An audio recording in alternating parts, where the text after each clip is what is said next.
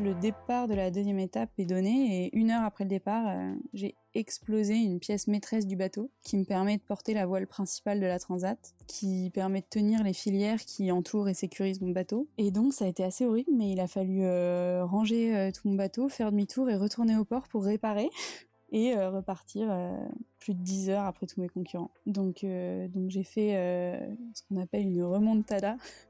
Je suis partie 50e avec plus de 10 heures de retard sur tout le monde et j'ai remonté toute la flotte, finalement arrivé 9e. Donc il y a quelque chose où il faut être très fort et où je suis très nulle, c'est en informatique. Et donc j'avais un peu une phobie de l'ordinateur et de toute forme de geekerie avant.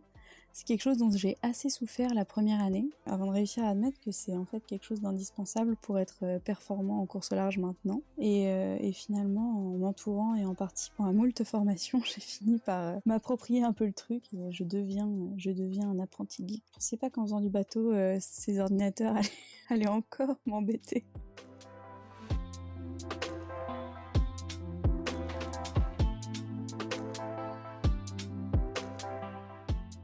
Fais de ta vie un rêve et d'un rêve une réalité, nous dit Antoine de Saint-Exupéry. Bonjour à tous, je suis Pierre-Arnaud d'Estremaux, voyageur et aventurier à mes heures perdues. J'ai créé le podcast Un bol d'air avec pour seul but de vous faire découvrir la face cachée de la vie des plus grands aventuriers, voyageurs et sportifs de ce monde, pour connaître tous les engrenages et les rouages qui façonnent finalement l'image publique que nous avons d'eux. L'idée est très simple, prendre 1 heure de leur temps pour vous partager les anecdotes les plus folles et vous faire rêver un peu. Bonne écoute!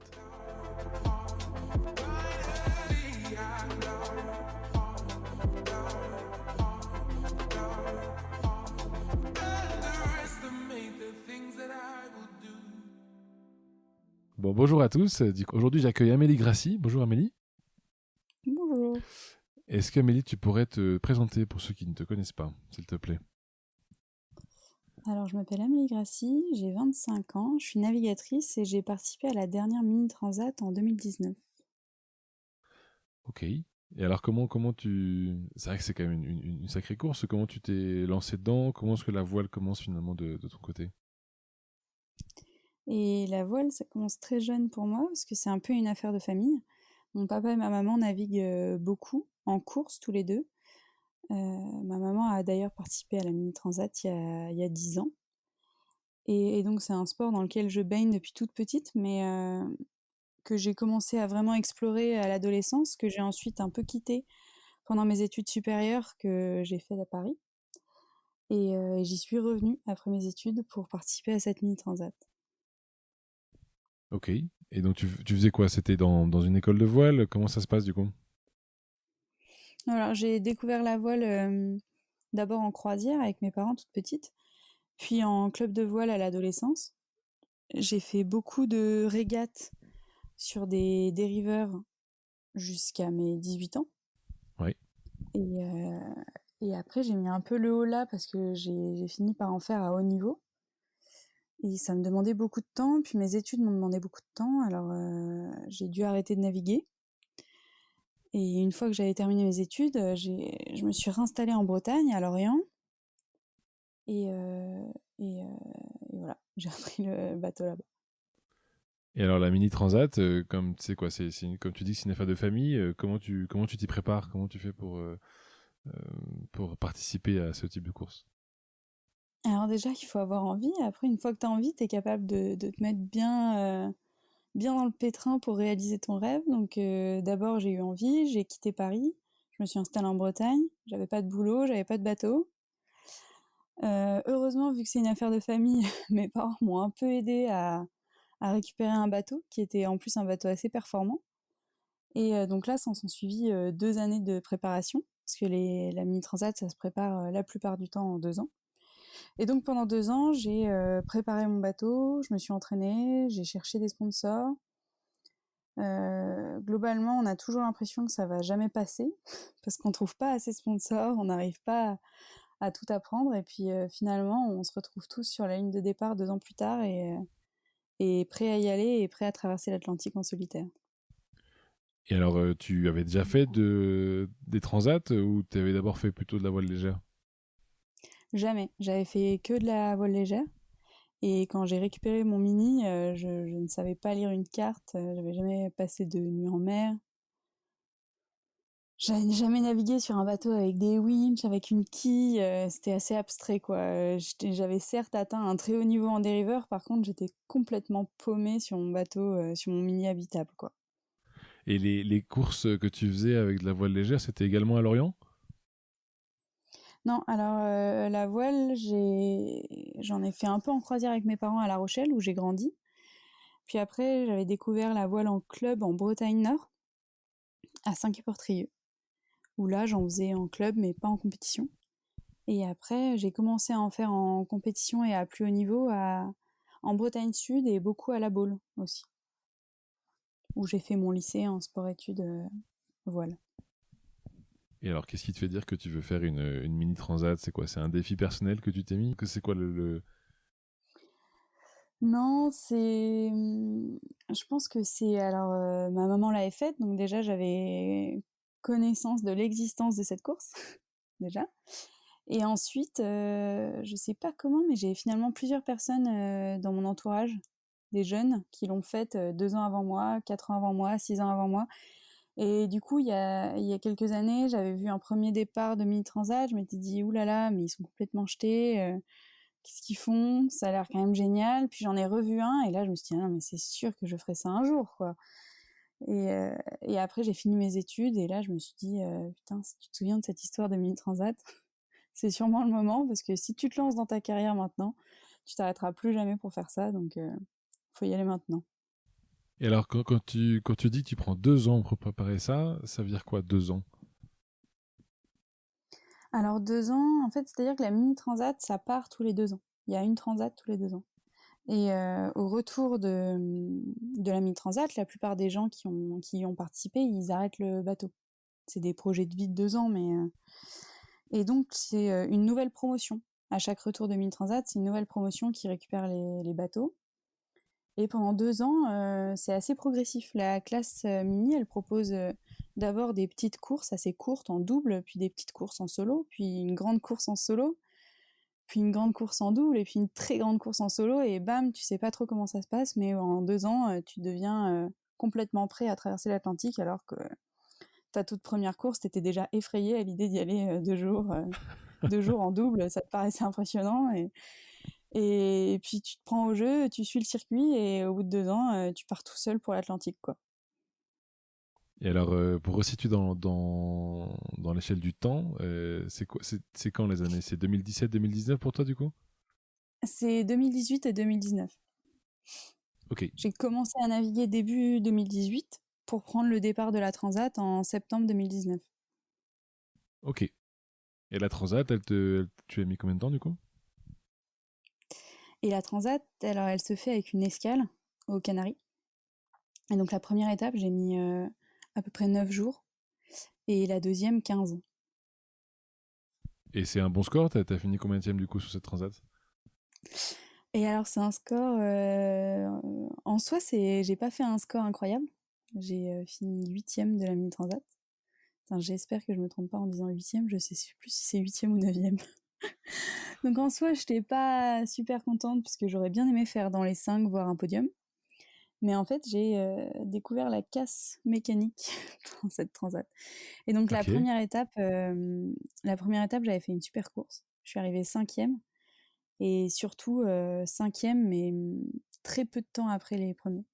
Et vu que c'est une course au temps, c'était une super étape parce que déjà cinquième, c'était en soi un résultat qui me satisfaisait, et en plus tellement proche des premiers que le jeu était complètement ouvert pour rester dans les 5 et voir rattraper encore quelques places sur la deuxième étape. Et en fait, le départ de la deuxième étape est donné, et 1 heure après le départ, j'ai explosé une pièce maîtresse du bateau qui me permet de porter la voile principale de la Transat, qui permet de tenir les filières qui entourent et sécurisent mon bateau. Et donc ça a été assez horrible, mais il a fallu ranger tout mon bateau, faire demi-tour et retourner au port pour réparer et repartir plus de 10 heures après tous mes concurrents. La vache. Donc, Ouais. retour au port, ça veut dire que non seulement tu perds le trajet que tu viens de faire, mais en plus, tu perds le temps de Tu fais réparation avant demi-tour. de repartir. Ouais, ouais, ouais. Et en plus, le départ était donné au portant dans beaucoup de vent, donc l'allure la plus rapide du bateau. Donc pendant 1 heure, en fait, j'avais parcouru déjà énormément de chemin, vu qu'on était très rapide. Et pour rentrer au port, il a fallu rentrer au près, qui est l'allure la plus lente du bateau. Donc j'ai déjà mis 10 heures à rentrer au port, en fait. Et Ah la donc vache. 1 heure de navigation, 10 heures pour retourner au port. Et au port, ça a été hyper rapide, parce que il y a une telle solidarité dans le milieu de la voile et surtout dans le mini que lorsque je suis arrivée au ponton, il y avait 10 personnes qui m'attendaient et qui avaient compris un peu ce qui avait dû casser sur mon bateau et qui avaient tout préparé pour m'accueillir et m'aider à réparer. Donc en fait, j'ai mis 10 heures à rentrer, mais après, j'ai passé 1 heure et demie au port. Je suis repartie. La vache. D'accord. Et donc, j'ai fini par arriver 9e de la deuxième étape. Mais donc ça, c'était pas 9e de la deuxième étape, c'est pas un résultat qui me faisait rêver en perspective lorsque je suis partie de La Rochelle. Mais vu la casse, c'est un résultat complètement incroyable. Parce que au final, je suis arrivée en même temps et avant plein de gens qui ont eu aucun souci technique. Donc j'ai fait ce qu'on appelle une remontada. Je suis partie 50e, 60e, je sais plus, 60e, avec plus de 10 heures de retard sur tout le monde.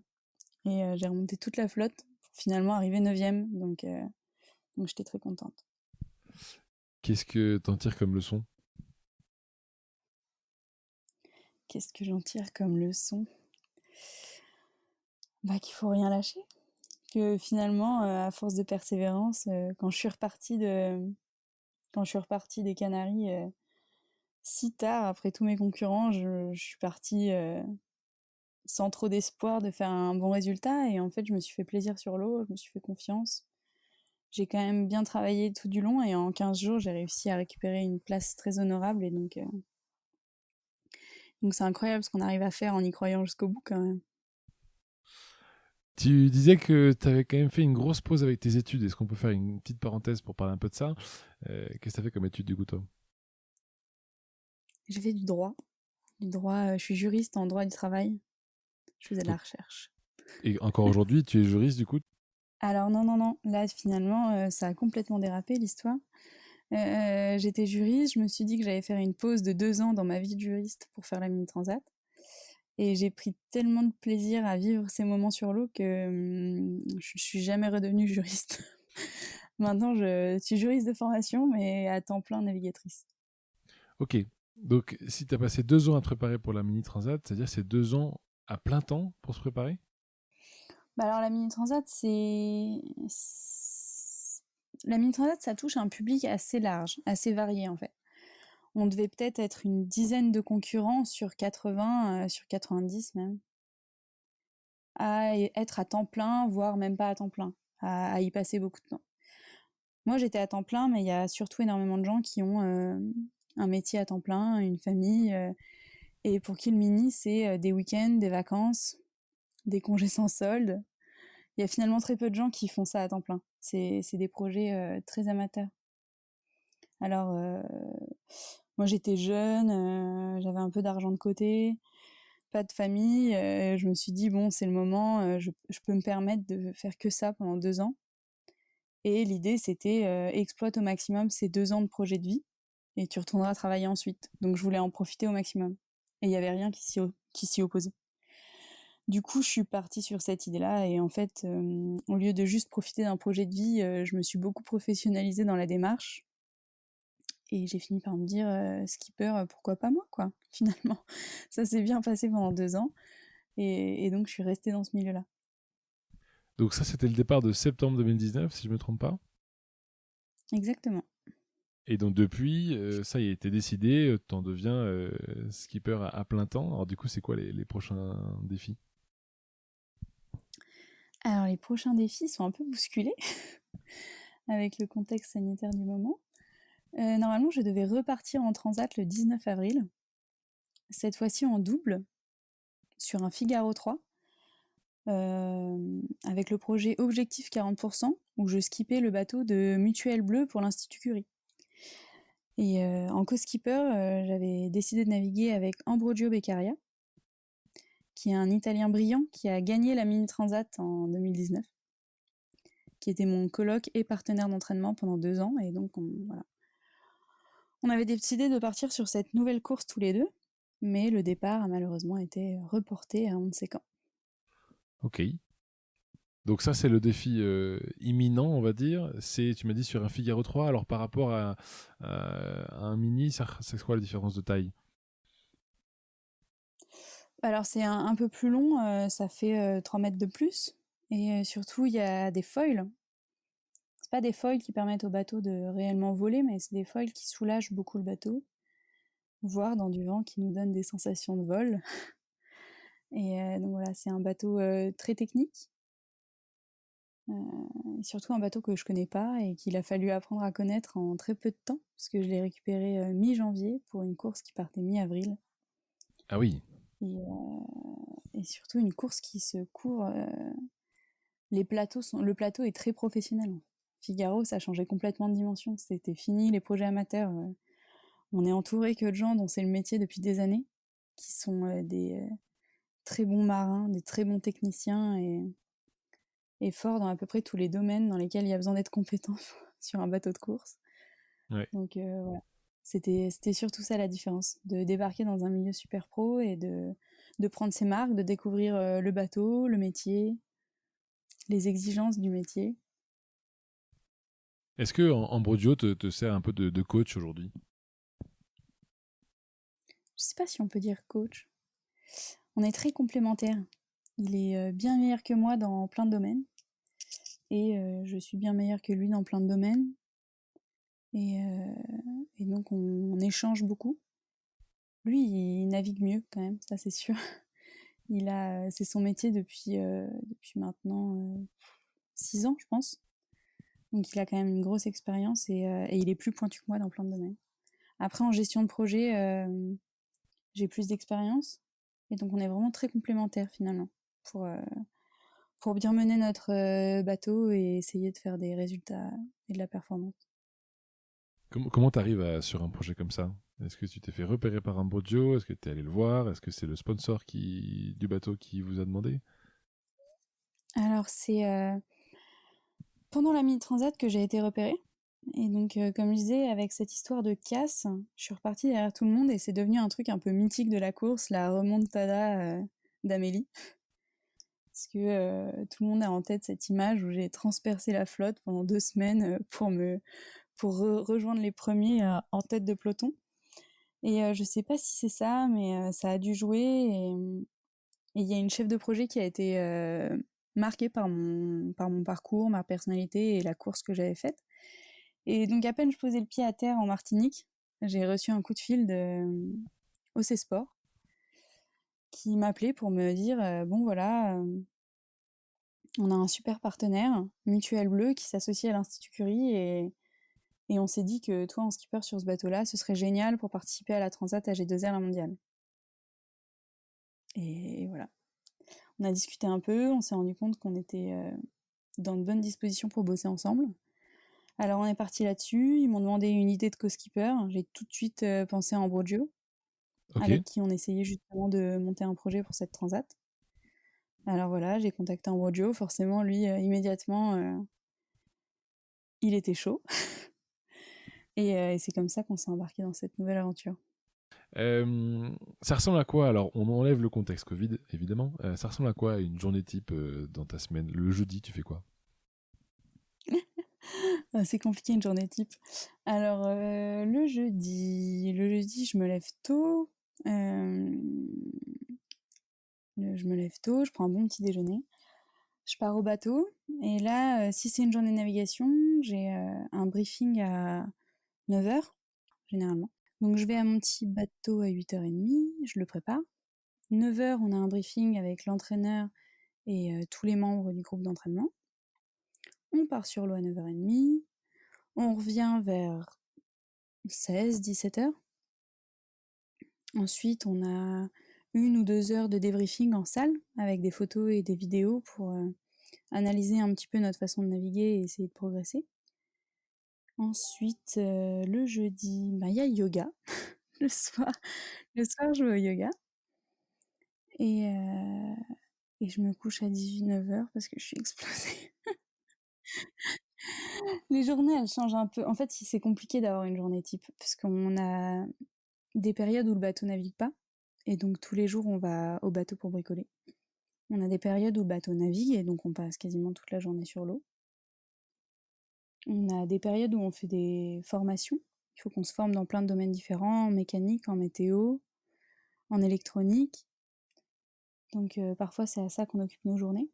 Finalement, les seuls éléments récurrents dans notre planning, c'est la préparation physique.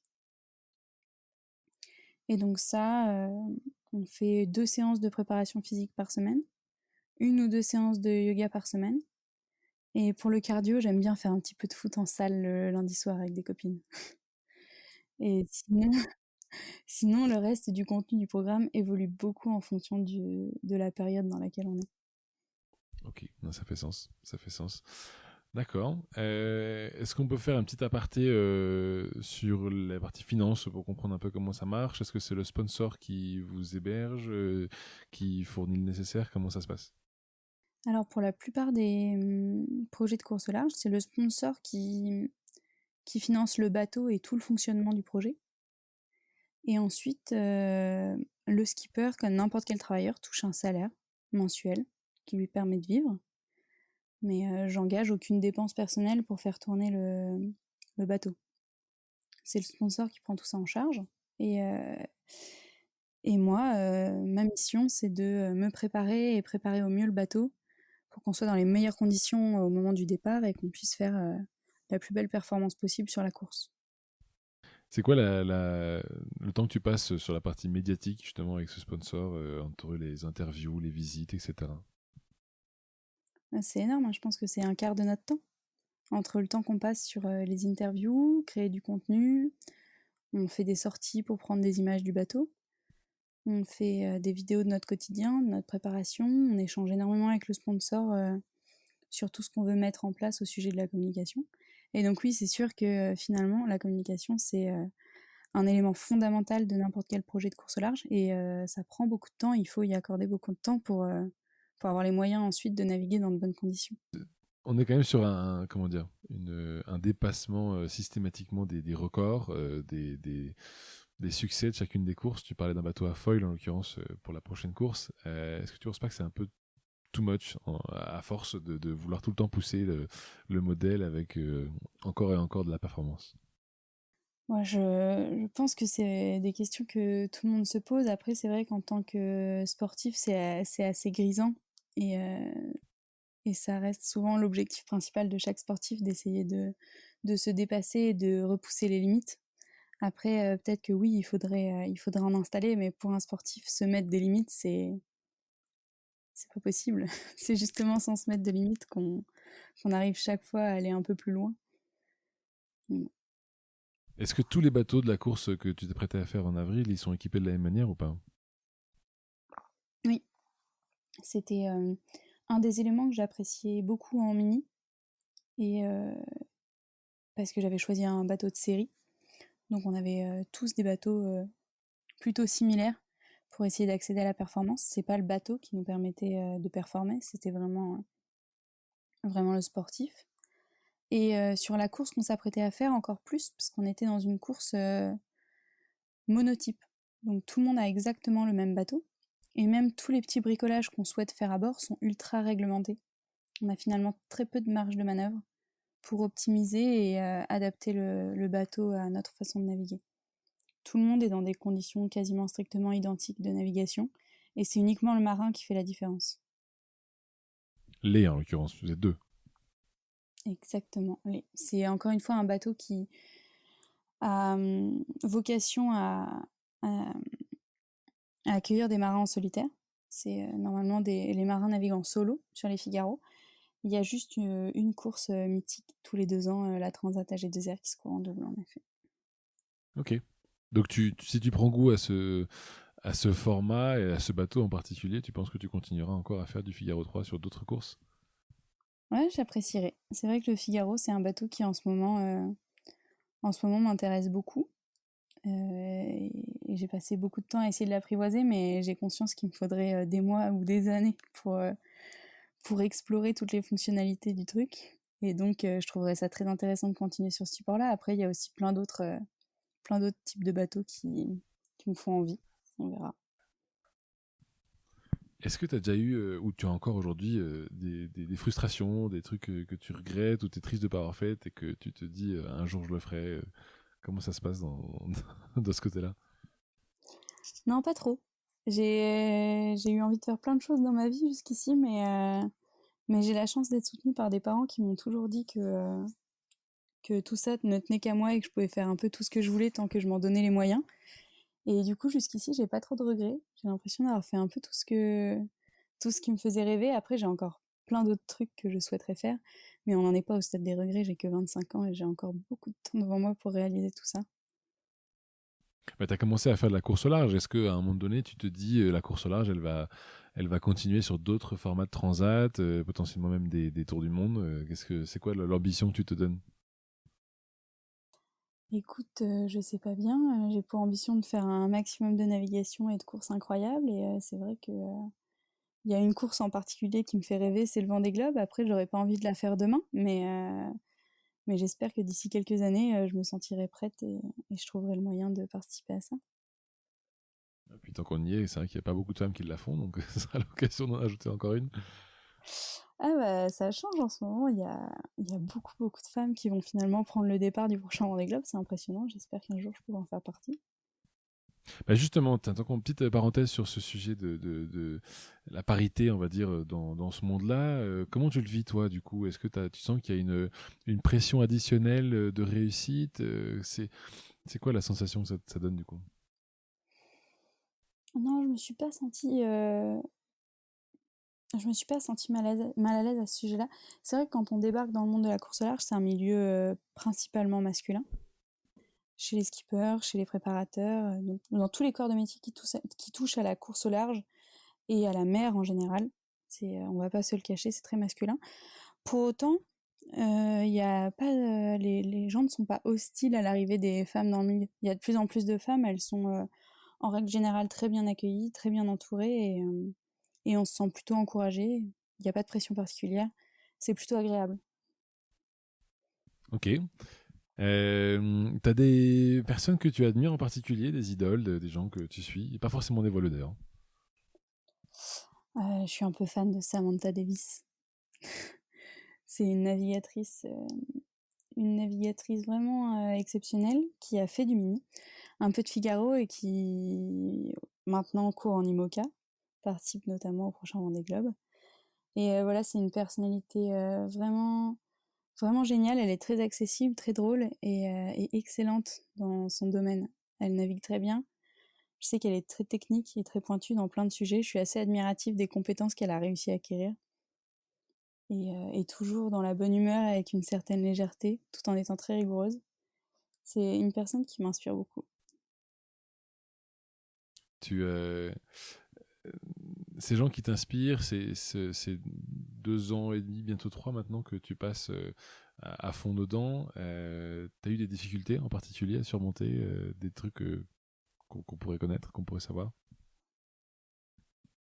Mmh, je sais pas bien. Je pense que je m'étais pas rendu compte, mais avant de faire de la course au large, mais il y a quelque chose où il faut être très fort et où je suis très nulle.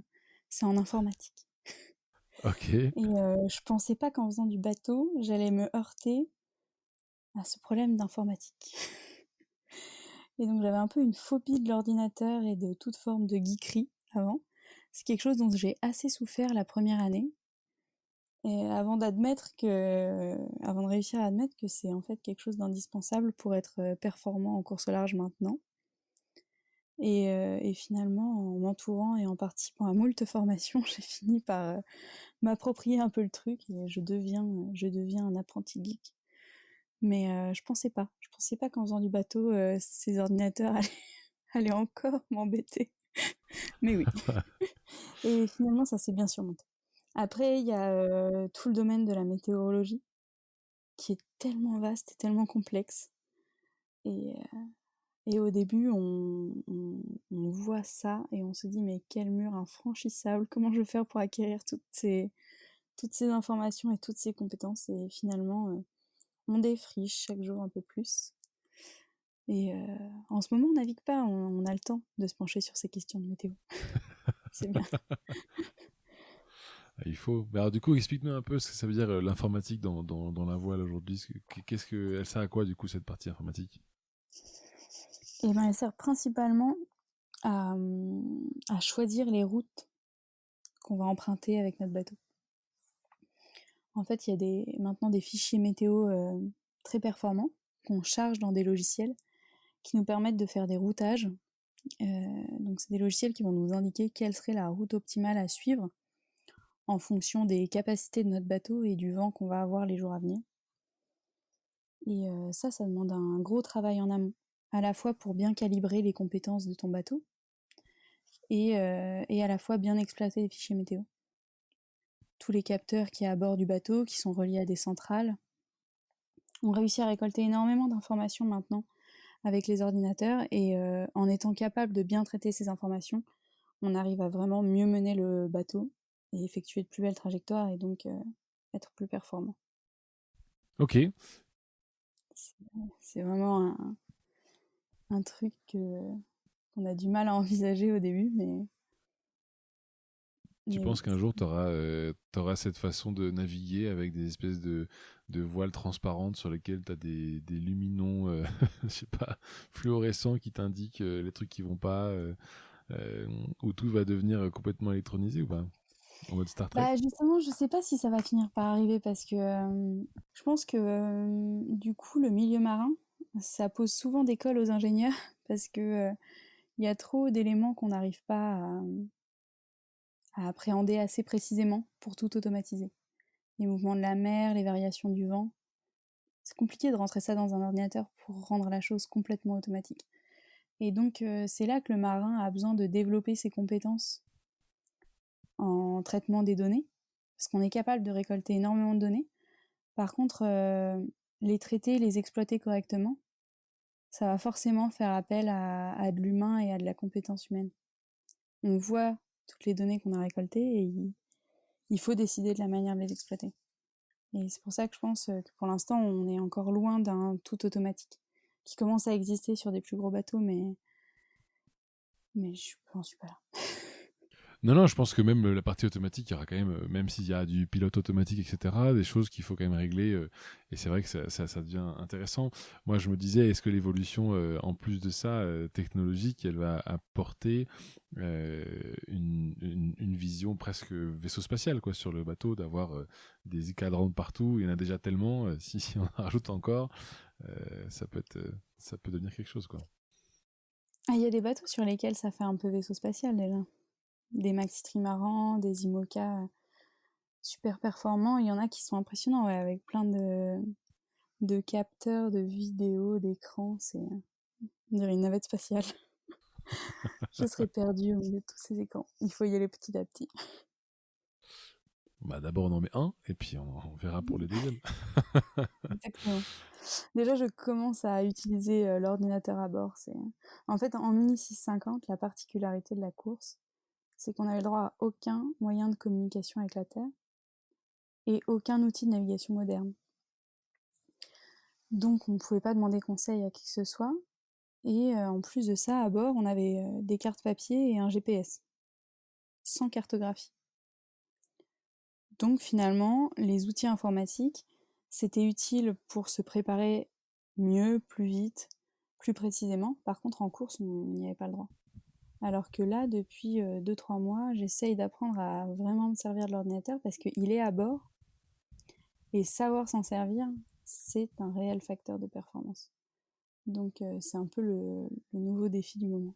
Gérer un écran d'ordinateur. Bon. Une question au niveau de. Je sais pas si pour toi ça devient ça, mais est-ce que aujourd'hui, comme tu cherches à la fois plus de performance, un bateau un peu plus grand, une course un peu plus longue, etc., tu trouves pas que le dépassement de toi, c'est un peu comme une drogue? Oui, c'est vrai. J'aime bien, je pense que je fonctionne comme ça depuis toute petite, j'aime bien me mettre des objectifs et les atteindre. Et j'aime bien repousser mes limites à chaque fois. Donc, dans n'importe quelle situation, je vais toujours trouver le moyen de me challenger et d'aller plus loin. C'est un peu épuisant hein, comme fonctionnement. Parfois, j'aimerais bien pouvoir faire les choses plus simplement. Mais c'est une part entière de mon caractère. Et c'est vrai que le dépassement de soi, c'est quelque chose qui m'anime en permanence. Comment tu te dépasses au milieu de l'Atlantique? Qu'est-ce qui fait aussi d'ailleurs que tu ne prends pas peur en plein milieu de l'océan? Euh, alors, ne pas avoir peur, je pense que c'est un travail en amont. C'est d'avoir bien préparé son bateau, de s'être bien préparé et d'avoir surtout anticipé sa sécurité à bord. Il y a plein de moyens pour se mettre en sécurité à bord de son bateau et pour être capable de bien réagir en cas de dérapage et d'accident, etc. Donc ne pas avoir peur, c'est plutôt quelque chose qui se prépare. Si on est bien préparé, je pense qu'on peut éviter d'avoir peur. Et après, le dépassement de soi, comment on le met en place au milieu de l'Atlantique, on n'a pas trop le choix, quoi. C'est-à-dire que je pense que n'importe quel être humain ne se sentira pas à son aise. Ça cogne, ça va vite, ça fait des bruits impressionnants. On est seul, la solitude à un moment ça pèse. On est fatigué, on se fait mal. Ça se passe pas comme on veut, on casse des choses, on comprend pas tout, c'est dur. Et en fait, on n'a pas le choix. Ma première grande course, je me suis retrouvée à casser quelque chose d'essentiel. Je pouvais plus diriger mon bateau. Et je me suis vue assise dans le fond de mon bateau, les jambes écartées, les bras ballants, en train de pleurer. Puis j'ai pris un peu de hauteur sur ma situation et je me suis dit, mais... Et donc? Là, il n'y a personne qui va arriver pour t'aider, ma petite. T'es toute seule, c'est la galère. Et si tu ne trouves pas de solution, personne ne t'en trouvera. Et donc, de fait, on est seul, on est loin de tout. Et on est obligé de se dépasser, d'aller chercher au fond de soi-même la force et les idées pour se sortir de n'importe quelle situation. C'est un peu ce qui fait que le marin est... Il faut aimer se dépasser, sinon on n'y va pas, mais une fois qu'on y est, c'est clair qu'on n'a pas trop le choix. Et c'est vrai que se retrouver au milieu de nulle part et trouver une solution pour rapatrier, ne serait-ce que, ou alors continuer si c'est possible, c'est vrai que ça devient un vrai challenge en soi déjà, ne serait-ce que mental. Ah bah oui, il faut déjà se ressaisir et trouver la force de se dire bon là, il faut que je trouve une solution. Et ensuite, moi qui n'étais pas très bricoleuse au départ, c'est un domaine dans lequel je me suis découvert des capacités incroyables. Hein. Devant le fait accompli, en n'ayant pas le choix et dans l'obligation de trouver une solution, on finit par être très créatif. T'as fait comment d'ailleurs pour résoudre ce problème-là en particulier? Bah alors j'ai scié la pièce qui était en travers de la piste et qui m'empêchait d'avancer et qui dirigeait le bateau dans tous les sens. Et après, il me restait un gouvernail sur deux, enfin un safran sur deux. Et du coup, j'ai navigué sur le bon bord et avec mon bateau penché dans le mauvais sens quand c'était pas le bon bord, pour réussir à diriger tant bien que mal le bateau jusqu'à la côte. Incroyable. Et donc t'as une scie à bord quand même pour pouvoir scier le truc? Ah, j'avais pas une scie, j'avais une lame de scie, et j'avais pas de porte-lame. Donc je me suis défoncé la main à scier pendant 4 heures avec une petite lame de scie à métaux toute nulle. Et en arrivant, j'ai tout de suite rajouté dans la liste des achats à faire un porte-lame. Parce que je m'étais autant découpé la main que le bateau pour retirer cette pièce. Bon, qu'est-ce que ça demande en termes de préparation là, pour la prochaine course? Imagine qu'elle a lieu en juin, on espère. Euh, Ça demande de quoi comme préparation aujourd'hui? Il y a du physique, il y a du mental, il y a autre chose? Il y a du physique, déjà, parce que c'est un bateau un peu plus gros que l'ancien. Et, euh, et là, je vois mes capacités physiques. Mes capacités physiques étaient insuffisantes lorsque j'ai récupéré le bateau. J'étais épuisée, j'avais du mal à correctement manier le bateau. Et petit à petit, en travaillant avec un préparateur physique, et notamment une coach qui m'aide chaque semaine à être plus endurante et plus puissante, alors maintenant, j'arrive à mieux manœuvrer. Ensuite, il y a de la préparation mentale, ouais, beaucoup. Pour ça, je fais du yoga et de la méditation pour essayer de rester concentrée et de me calmer dans n'importe quelle situation. C'est hyper important. Parce qu'en mer, on a vite fait d'avoir des petites embrouilles. Ça arrive tous les jours, hein. Quelque chose qui bloque, quelque chose qui casse. Et si on n'est pas calme et bien préparé mentalement, ça peut être un peu la surenchère assez rapidement, quoi. Donc il faut rester calme, lucide, et puis on est souvent très fatigué. Donc il faut être capable de se concentrer, même lorsque tout va mal et qu'on est fatigué. Donc ça, pour ça, je pense que yoga et méditation, c'est pas mal. Ça augmente énormément les capacités de concentration. Et ensuite, je travaille beaucoup du coup sur la météo et l'électronique pour, euh, pour mieux appréhender les trajectoires. Puis ça demande beaucoup de temps sur l'eau à bord aussi, pour faire aller vite notre bateau. Et ça demande pas mal d'optimisation du bateau en lui-même. Parce que c'est un bateau qui est né il y a 1 an, le Figaro 3, et un bateau qui n'a jamais fait de transatlantique. Donc ça demande de beaucoup travailler sur l'ergonomie du bateau pour pouvoir naviguer longtemps dessus. Parce qu'entre naviguer 4 jours et naviguer 3 semaines, il faut quand même adapter 2-3 trucs. Ça demande aussi de bien anticiper tout ce qui pourrait casser ou tout ce qui pourrait mal se passer pour avoir à bord de quoi réagir dans n'importe quelle situation.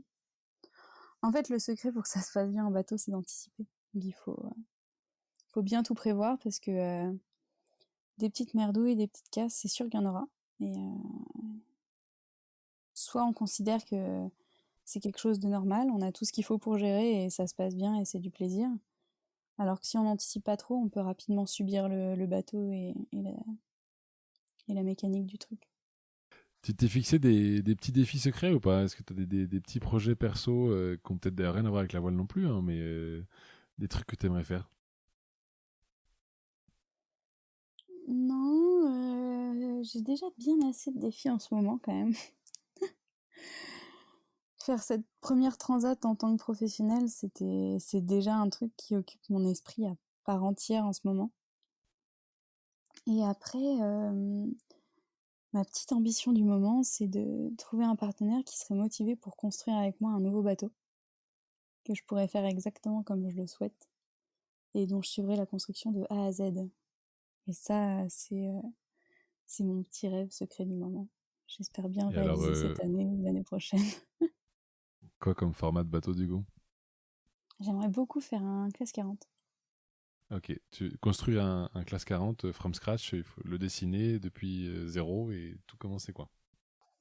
Alors le dessiner, je sais pas, parce que je suis pas ingénieur architecte naval, je suis juriste et donc j'ai pas forcément encore le recul nécessaire pour donner un avis sur des dessins et un plan. Mais choisir un architecte, réfléchir aux plans qui existent, qu'on me les explique, que je fasse mon choix, choisir un chantier avec qui construire le bateau, l'adapter à mes envies. Mm.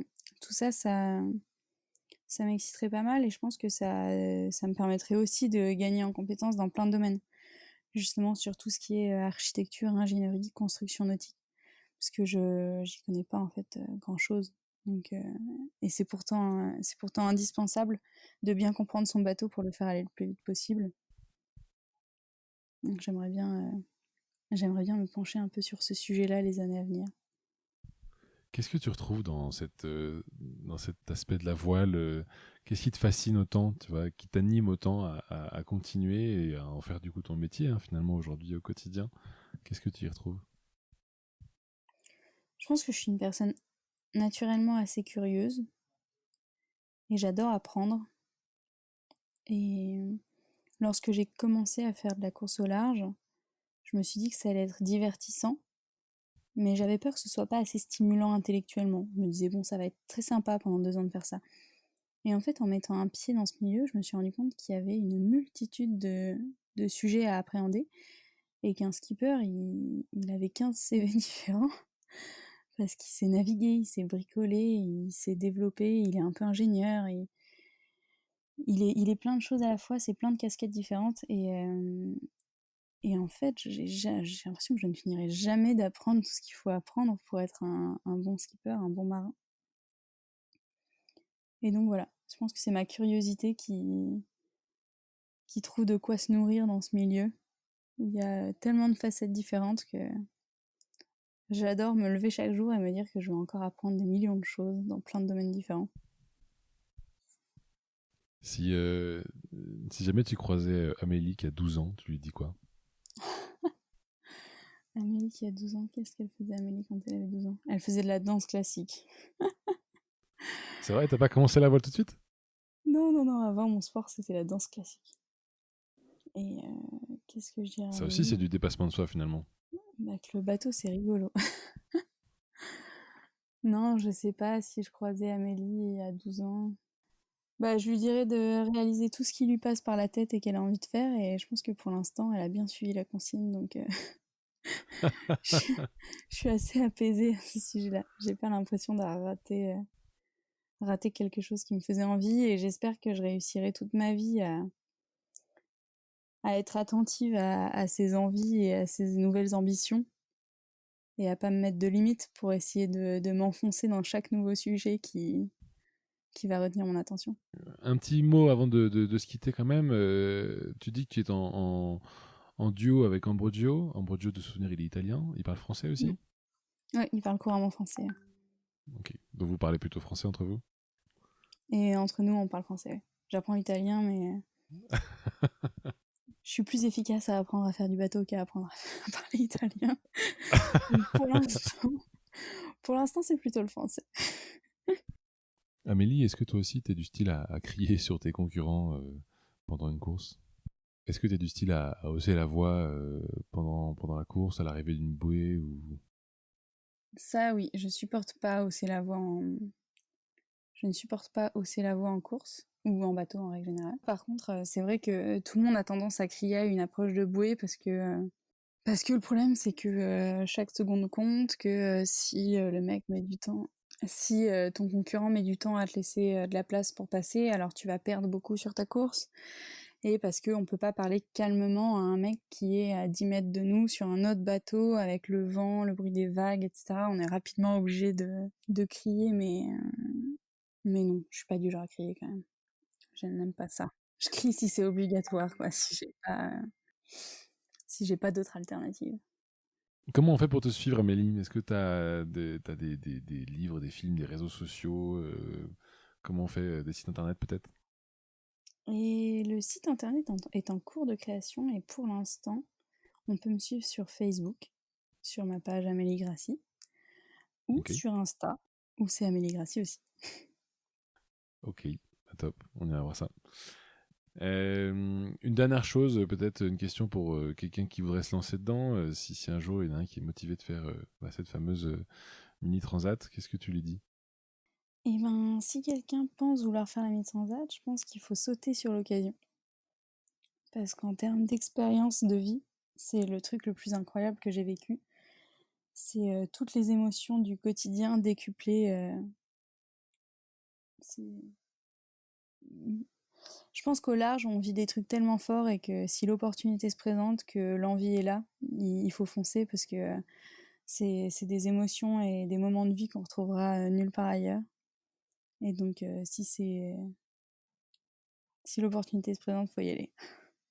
Et finalement, j'ai croisé tellement de gens différents dans ce milieu-là que n'importe qui ayant l'envie peut y arriver. Bon, bah écoute, on fera avec, c'est une bonne affaire. Merci pour ton temps, Amélie, encore aujourd'hui. On a hâte de voir le départ de la course en espérant que ça se fasse pas trop tard avec cette situation. Et puis on sera heureux de suivre du coup tes exploits, notamment avec Ambrogio pour cette prochaine course. Super. Et bah, une prochaine. Avec la pizza quand même la prochaine fois. Merci beaucoup. À une prochaine, salut.